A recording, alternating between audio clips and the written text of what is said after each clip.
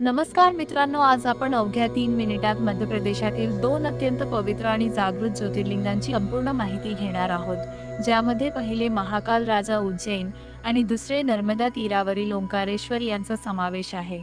चला तर मग या डिजिटल यात्रेला सुरुवात करूया. सर्वप्रथम आपण पोहोचूया उज्जैनला, ज्याला अवंतिका नगरी सुद्धा म्हटले जाते.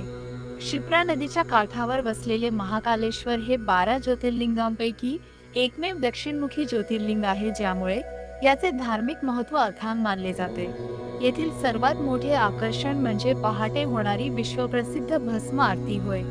या आरतीचे दर्शन घेण्यासाठी भक्तांना अनेक महिने आधी ऑनलाईन बुकिंग करावे लागते. याशिवाय भव्य महाकाल लोक कॉरिडॉर आणि कालभैरव मंदिर ही येथील प्रमुख आकर्षणे आहेत, जिथे कालभैरव देवाला मद्य अर्पण करण्याची अनोखी परंपरा आहे.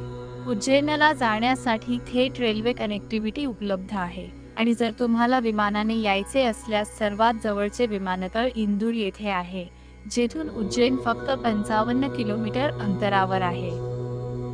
उज्जैनवरून साधारण 140 किलोमीटर अंतरावर नर्मदा नदीच्या कडेला शिवस्वरूप ओंकारेश्वर ज्योतिर्लिंग वसलेले आहे. या ठिकाणची सर्वात अद्भुत गोष्ट म्हणजे हे मंदिर ज्या बेटावर आहे त्याचा आकार नैसर्गिकरित्या ओम या पवित्र अक्षरासारखा दिसतो. येथे ओंकारेश्वर आणि नदीच्या दुसऱ्या काठावर ममलेश्वर अशी दोन वेगळी मंदिरे आहेत आणि या दोन्ही शिवरूपांचे दर्शन घेतल्याशिवाय ओंकारेश्वरची यात्रा पूर्ण मानली जात नाही. येथील नर्मदा नदीत बोटिंग करण्याचा आणि संध्याकाळच्या वेळची सुंदर घाट आरती पाहण्याचा अनुभव भक्तांच्या मनाला असीम शांतता देऊन जातो. जर तुम्हाला या दोन्ही ठिकाणांना भेट द्यायची असेल तर 3 दिवसांचा परफेक्ट प्लॅन उत्तम ठरेल.